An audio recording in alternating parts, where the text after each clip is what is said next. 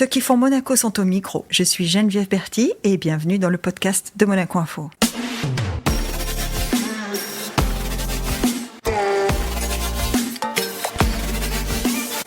Aujourd'hui, nous partons à la rencontre d'une citoyenne du monde. Originaire de Monaco, c'est une jeune femme dynamique, passionnée, animée par un profond désir de montrer au monde que Monaco est bien plus qu'un lieu de renom.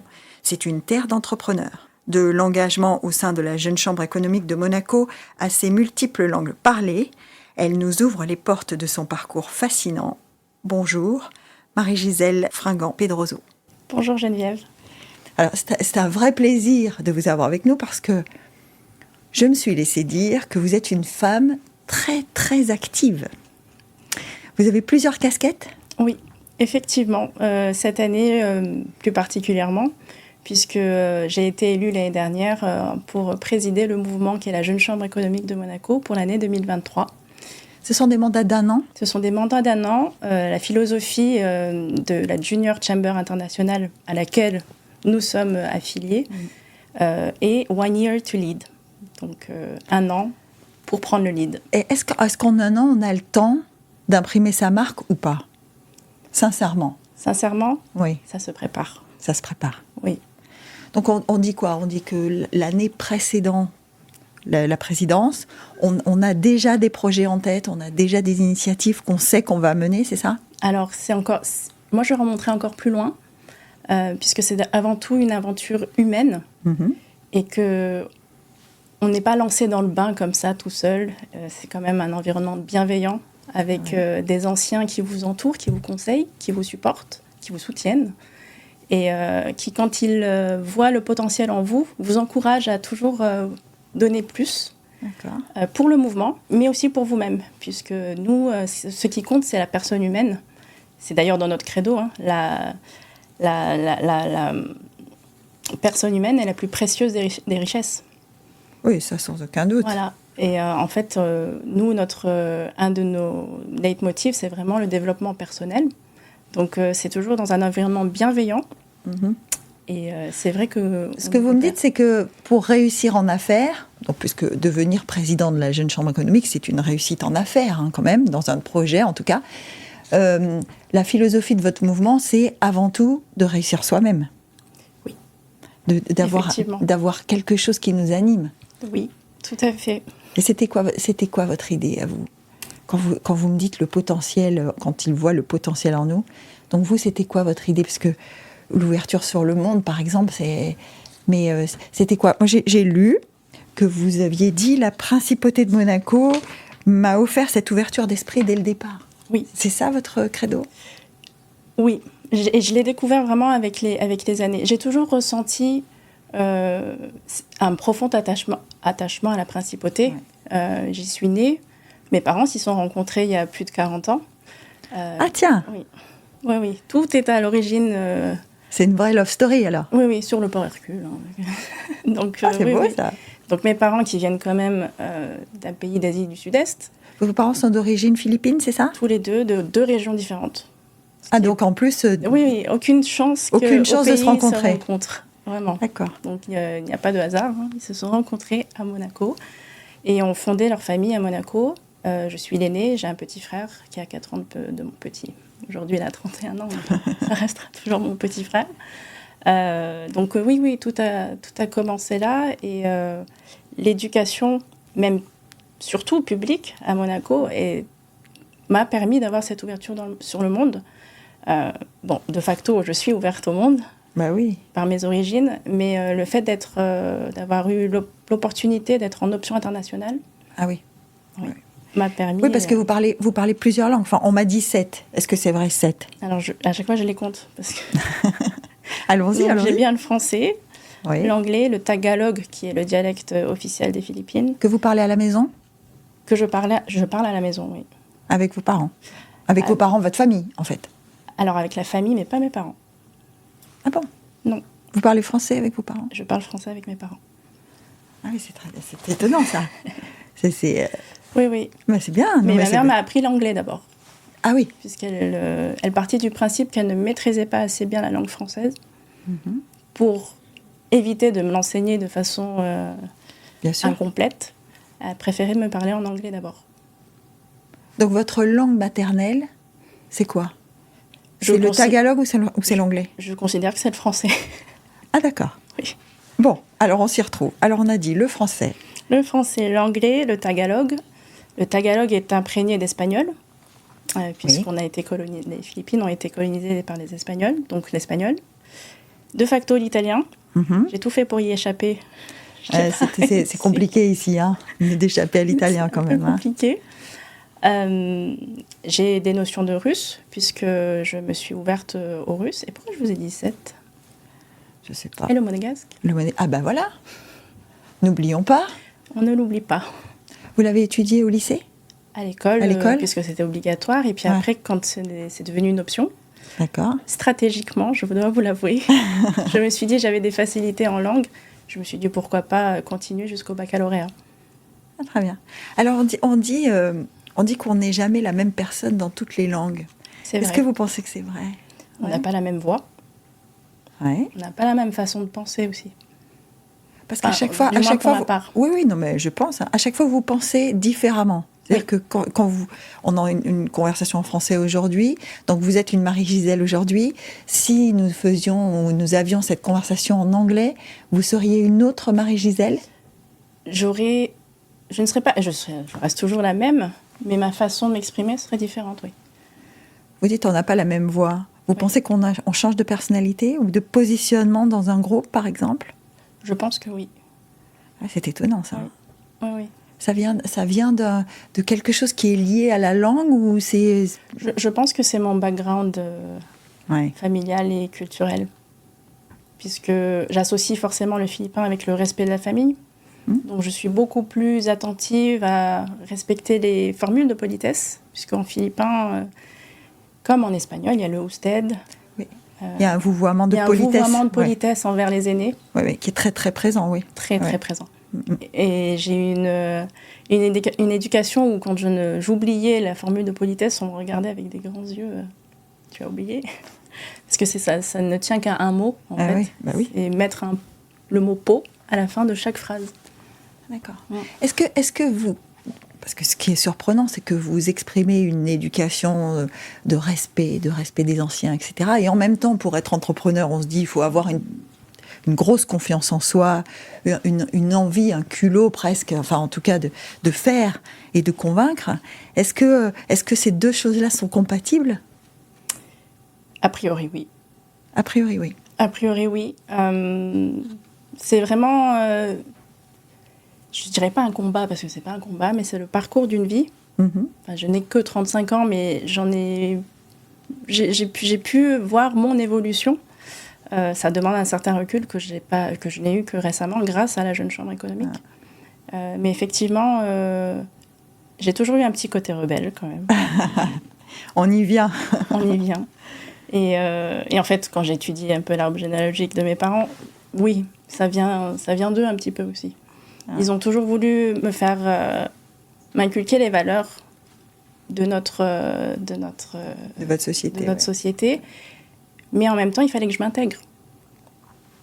Donc, voilà, tu resteras philippine. Ils ont voulu que je garde le passeport philippin.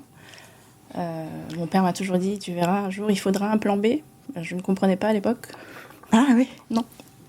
Ce qui est bien avec les Philippins, c'est qu'ils vous disent des choses, mais avec beaucoup de pudeur et de sagesse. Ils veulent que... Enfin, en tout cas, je parle pour mes parents. Ils voulaient quand même que je découvre par moi-même. Donc, des petits préceptes comme ça, mais sans grande explication derrière. Et donc, vous avez gardé le passeport philippin? Oui. Quand on dit Fringan Pedroso, qui est le nom que vous utilisez, il y a votre nom de mariée, j'imagine, oui, et votre nom de jeune fille qui est Pedroso. Oui. Est-ce que c'est une volonté, parce que c'est une discussion qu'on a beaucoup aujourd'hui, nous les femmes, est-ce que c'est une volonté pour vous d'afficher l'ensemble de vos origines en prenant votre nom de mariée, votre nom de jeune fille? Oui, vous avez tout dit. C'est ça? Vous avez tout dit. Ben voyez, c'est gagné parce que c'est compris en tout cas. Oui, effectivement. Je vais vous parler d'intégration tout à l'heure, d'inclusion comme on dit aujourd'hui, mais c'est d'intégration. De fait, oui. Marie-Gisèle est très français. Francophone, oui, très français, ouais. Fringant aussi, d'ailleurs. Fringant aussi. Hein, si on enlève le F majuscule, ça devient un adjectif. Et il est vrai que... Je vous donne une anecdote, ça me fait penser à ça. J'avais une matière en droit, le droit commercial, qui était enseignée à l'époque par Madame Bois, qui était vraiment très connue à l'époque pour son caractère assez trempé, qui nous appelait en fait pour les oraux de droit commercial par nos prénoms, jamais par nos noms de famille. Donc c'était pour nous mettre en confiance, voilà. C'est une tactique, ouais. Oui, c'est une tactique, exactement. Et en fait, donc on était tous alignés, on attendait que les étudiants passent les uns après les autres. Et quand elle est sortie et qu'elle m'a appelée par mon prénom, que je suis arrivée avec mon visage très typé asiatique, mes lunettes et limite ma frange d'enfant, parce qu'à la fac de droit, on est quand même jeune adulte, elle s'est reculée, elle m'a dit « Ah, mais vous n'avez pas la tête d'une Marie-Gisèle !» Mais bon, voilà, je l'ai pas mal pris parce que je connaissais le fond de cette personne. Et non, c'était pas du tout discriminant, mais c'est vrai que ça me fait réfléchir à mes origines et je tiens à les affirmer. Oui. Alors, on parle de droit, hein, on aborde le droit. Est-ce que le droit, vous direz que c'est votre première passion? Parce que droit des affaires, droit maritime, enfin, ça fait beaucoup de droit. Oui. Alors, je vais vous parler de mes parents qui sont quand même étaient très stricts avec moi. Je n'ai pas eu trop le choix. Ah, voilà. Voilà. C'est-à-dire que pour la culture asiatique, du moins jusqu'à mon époque, je dis mon époque parce que je pense que maintenant, les choses évoluent. Les choses évoluent quand même en Asie du Sud-Est. Mais à l'époque, c'était droit ou médecine. Très bien. Si tu veux continuer à dormir à la maison. À ce point-là? À ce point-là, oui. Et en fait, j'avais quand même un doute. Mais bon, comme j'étais dans le respect des aînés, encore en pleine affirmation, à 18 ans, on n'est pas adulte. Hein, non, c'est difficile d'avoir une conviction profonde à cet âge-là, oui, effectivement. On le sent, mais si on ne vous a pas forcément donné les armes pour vous exprimer, ou que vous êtes dans une culture qui est quand même très taboue, tout en étant dans l'expectative tout le temps que vous soyez la meilleure, que vous soyez bien intégrée. Moi, ma mère avait des exigences envers moi très fortes. Très fortes, oui. Il y avait une différence entre vous et votre frère dans les exigences ou pas? Bien sûr. Ah, oui. L'aîné est toujours celui qu'on veut perfectionner. Et oui. C'est l'exemple. Voilà. Oui. Oui. Vous l'avez senti tout de suite? Oui. Je l'ai senti de suite puisque mes parents sont vraiment d'une classe très modeste. Et quand ils travaillaient et que moi j'étais avec mon frère, je devais m'occuper de lui. Et j'étais une deuxième maman. Mon frère me craignait plus que ma mère des fois. Ah, donc le caractère de la petite Marie-Gisèle était déjà celui d'un leader. Oui. Bah, oui, on ne devient pas président de la JCE en n'étant pas leader dans l'âme quand même. Parce que vous parliez tout à l'heure d'un travail d'équipe, etc. Mais j'imagine que très jeune, quand on doit prendre le leadership de ces projets-là, il y a quelque chose de personnel. Oui. Ouais, il faut surtout une vision. Et je pense que j'ai une vision très idéaliste des choses. Je sais que ce n'est pas forcément atteignable. Mais le fait de garder ce cap qui est quand même dans l'idéal... Vous avez un niveau d'exigence, c'est ça que vous nous dites? Haut niveau d'exigence. Oui. Un niveau d'exigence qui se traduit dans les objectifs que vous fixez à votre équipe? Oui. Ouais. Vous faites quoi? Des meetings où vous leur dites, voilà, c'est ça qu'il faut atteindre ou Alors, non. Parce que le programme de la JCE depuis le début de l'année, c'est un programme très actif. Oui. Avec des innovations, avec des nouveaux rendez-vous, avec beaucoup de mobilisation quand même. Oui, tout à fait. Mais pour tout vous avouer, ils sont tellement déjà tous motivés qu'en fait, être leader de ce mouvement n'est pas si compliqué. Je ne veux rien enlever aux anciens présidents. Mais quand on est tous...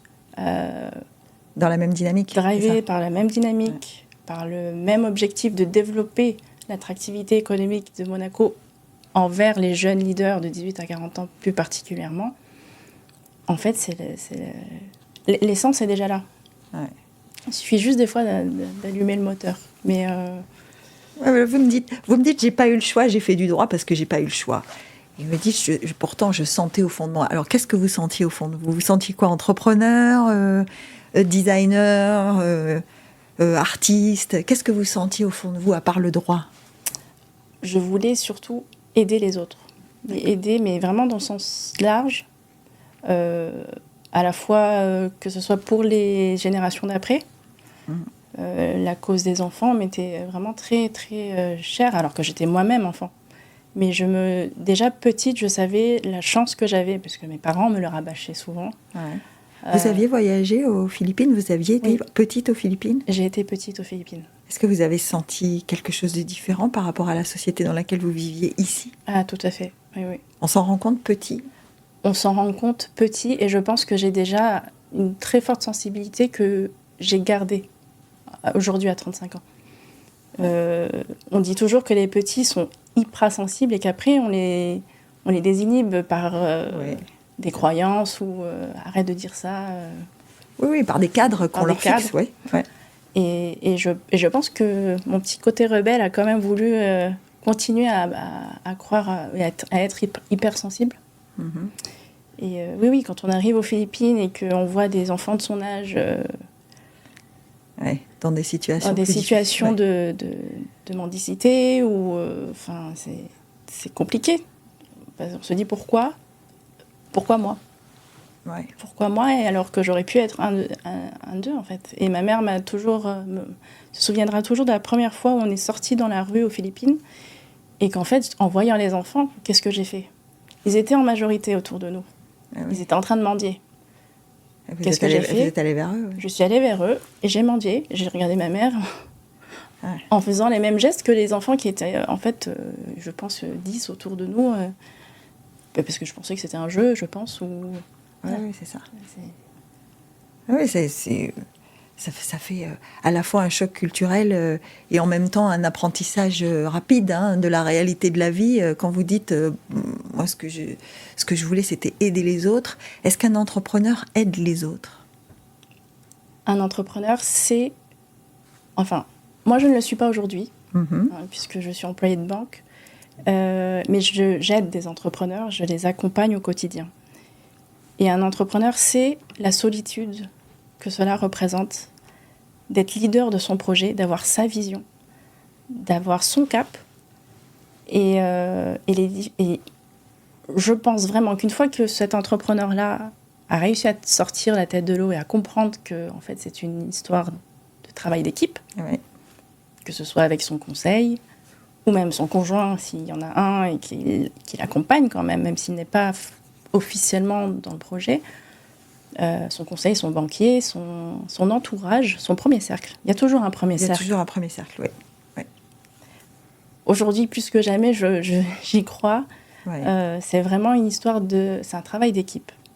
Donc, à partir du moment où il a compris que c'est un travail d'équipe, quand il a sorti la tête de l'eau et qu'il voit qu'en fait, il y a peut-être d'autres qui sont dans la même situation que lui il y a X temps, naturellement, je crois vraiment à la bonté humaine et ça s'appelle juste de la solidarité. Ça, c'est magique de croire en la bonté humaine, c'est magique. Oui, mais c'est... Parce que vous êtes quand même consciente et on voit l'état du monde aujourd'hui, que la bonté humaine n'est pas toujours le centre de préoccupation. Mais derrière chaque succès, il y a un cœur. Oui, ça c'est sûr. Avec ses forces et ses petites faiblesses. Petites ou grandes d'ailleurs. Petites ou grandes, qui se sont plus ou moins creusées.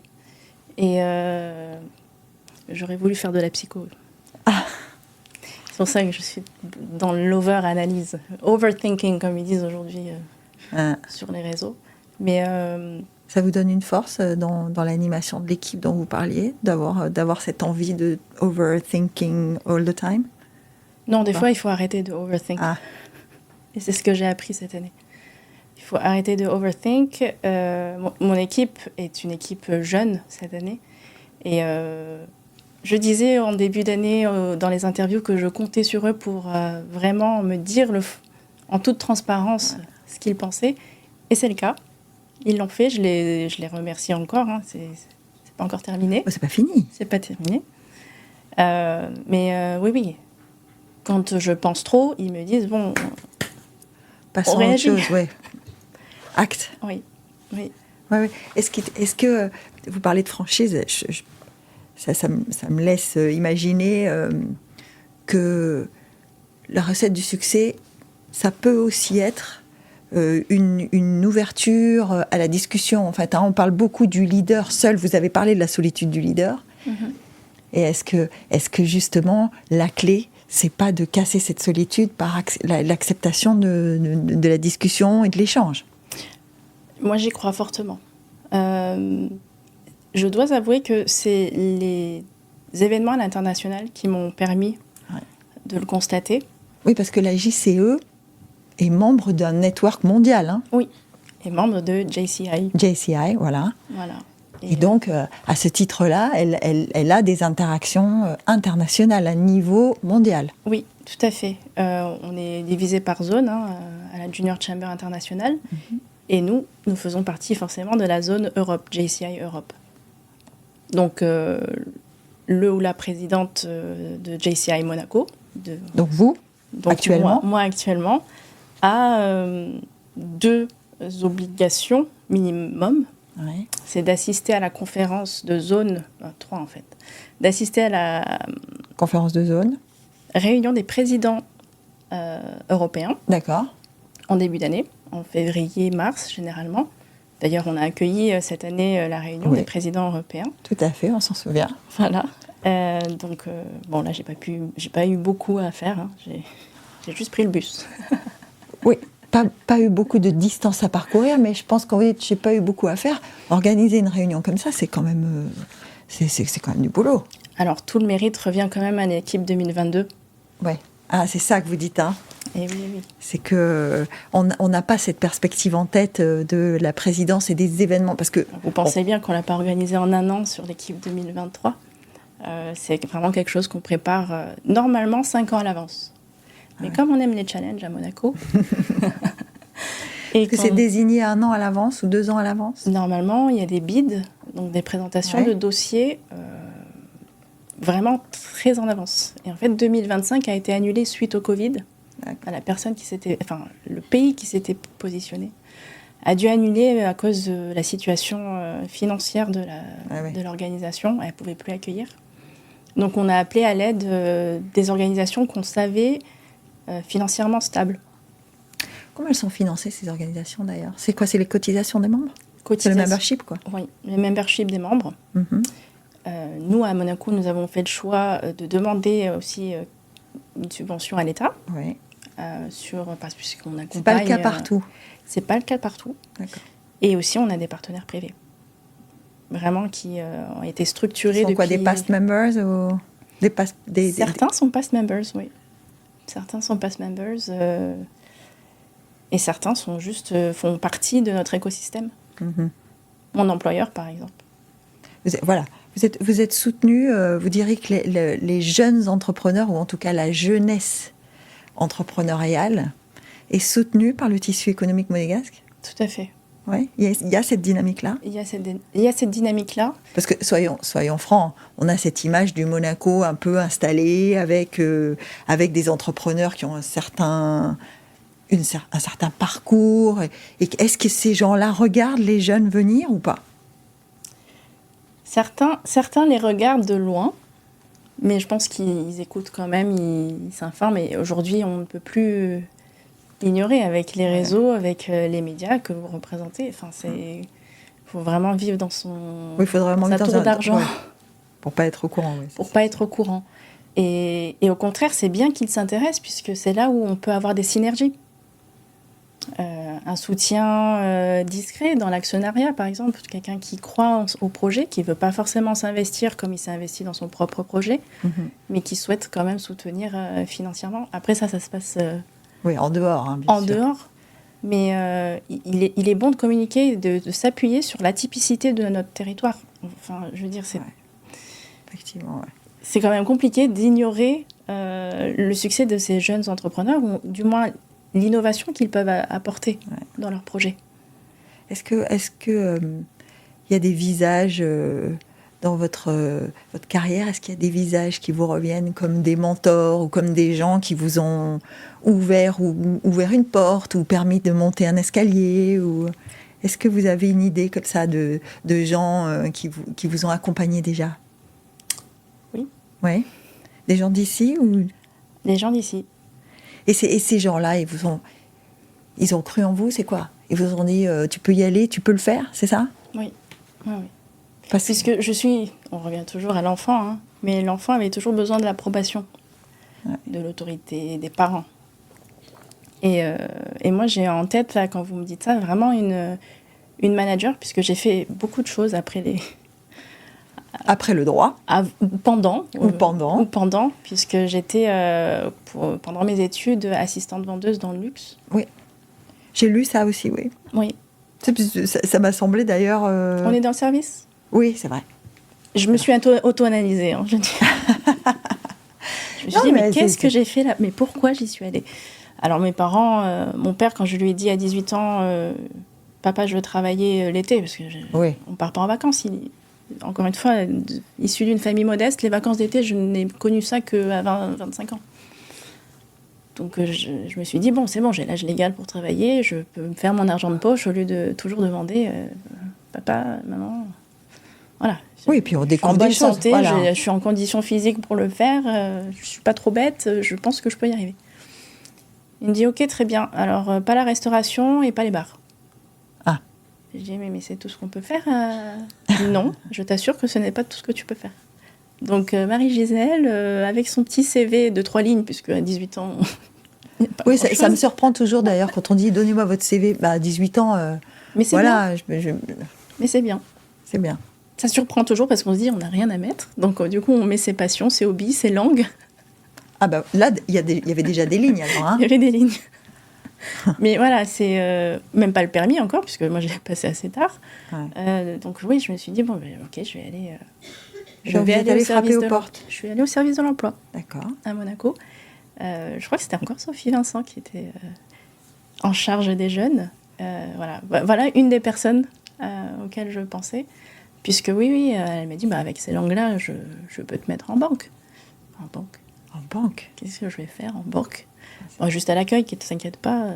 Donc oui, mon premier job d'été, c'était en banque. Uh-huh. Et là, je me suis dit, jamais je n'irai travailler en banque.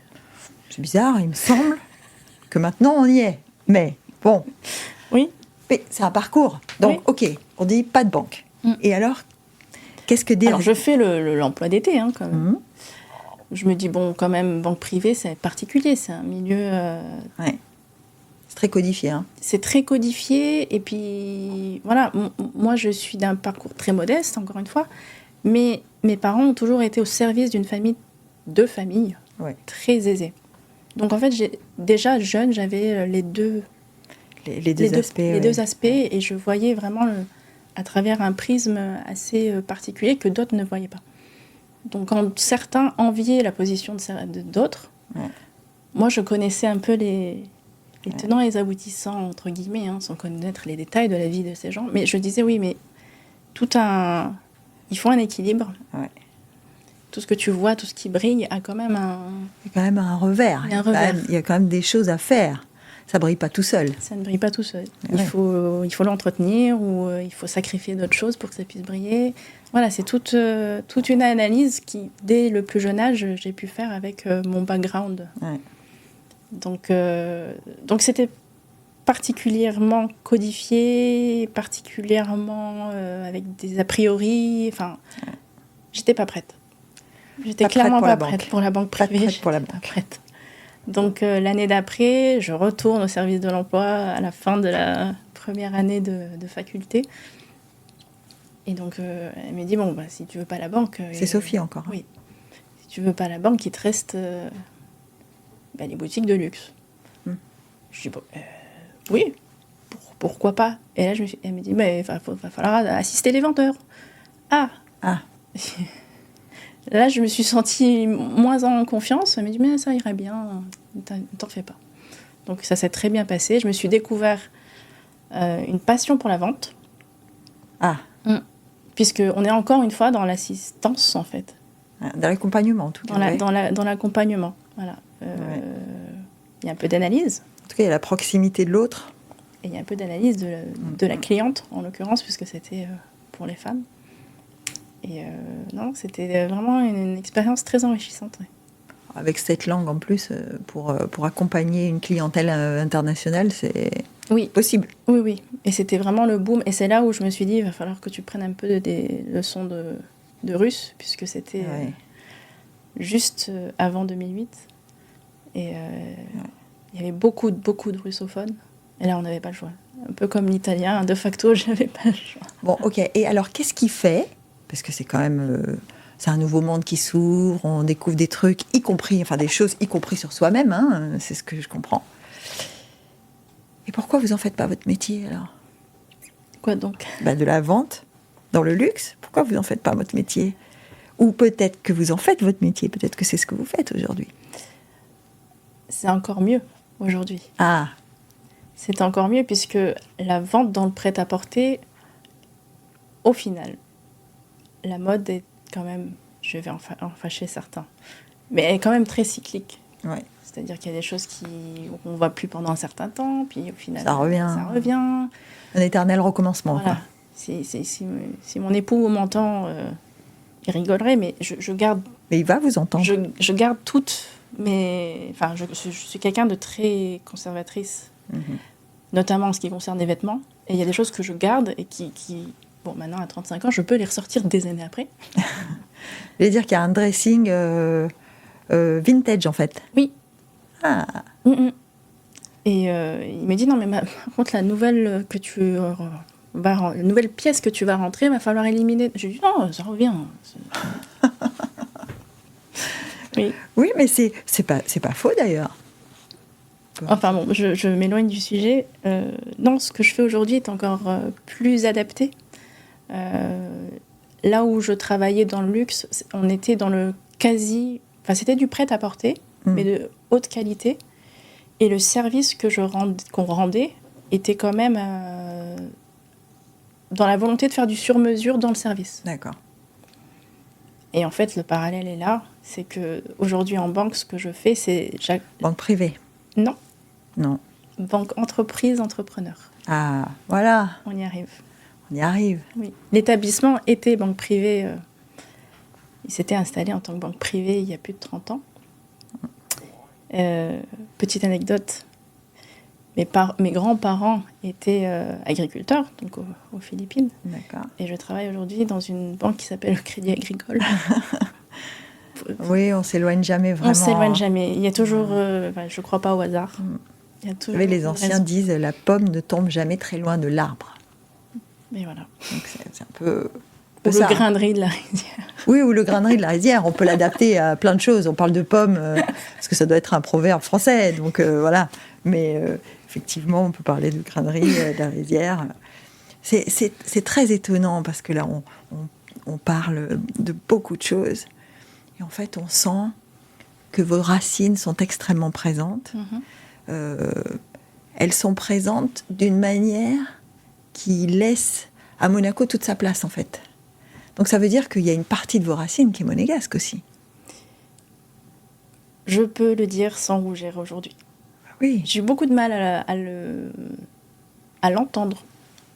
Parce que beaucoup de gens me disaient, mais en fait, tu es monégasque. Je disais non, je ne suis pas, puisqu'il n'y a pas de droit du sol. C'est vrai, il n'y a pas le droit du sol, effectivement. Voilà. Ouais. Donc, oui, c'est pas le passeport. Mais pendant longtemps, je me suis sentie apatride. Hein. Voilà, abordons un autre sujet un peu psychologique. Apatride. Oui. Pourquoi ? Parce que les Philippines, c'était pas votre patrie. Quand j'arrivais aux Philippines, ils savaient que je n'étais pas née dans le pays. Ouais, ici, de facto, et on le voit que je ne suis pas d'origine européenne. Voilà, donc dans un pays comme dans l'autre, je n'étais pas vraiment... pas vraiment à la maison, quoi. Pas vraiment à la maison. Même si le cœur bat aux Philippines différemment, je dois vous l'avouer. Ah bah, on l'imagine quand même. C'est-à-dire que vous parliez de l'arbre généalogique de vos parents. Évidemment que cet arbre-là vous a amené, vous a transporté à de nombreux kilomètres d'ici, ça c'est sûr. On s'imagine aussi, et on en parle souvent. J'en parlais récemment avec avec un autre interlocuteur qui était à votre place et qui arrive de Belgique et qui a fait toute sa carrière à Monaco, et je lui disais à quel moment on ne se sent plus belge. Et il m'a dit, alors c'est peut-être, il m'a dit, à partir du moment où je ne suis plus rentrée voir mes parents. Mais vous, vos parents, ils sont ici en fait. Mes parents sont ici, oui. Et alors quand vous rentrez aux Philippines, vous allez voir qui? Il y a toute une famille qui vous attend là-bas? La personne humaine est la plus précieuse des richesses. Oui. Notamment chez les Asiatiques du Sud-Est. Ah. Donc, à 35 ans, aujourd'hui, j'ai toujours pas d'enfant. Je suis un ovni aux Philippines. Ah oui, c'est vrai, on n'a pas parlé de ça. On n'a pas parlé de ça. C'est parce que c'est une société qui, en tout cas, même si ce n'est pas un ordre social obligatoire, c'est une culture sociale. C'est une culture sociale. Ouais, ouais.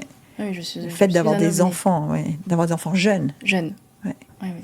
Est-ce que vous direz que c'est parce que on a des enfants jeunes aux Philippines aussi, peut-être parce qu'on vit différemment. Oui, bien sûr. Donc voilà. Est-ce qu'ils le comprennent ça? Parce que vous dites je suis une ovni, mais est-ce qu'ils comprennent le fait que vous avez une vie différente? Ils le comprennent et ils en sont fiers, mais très pudiquement.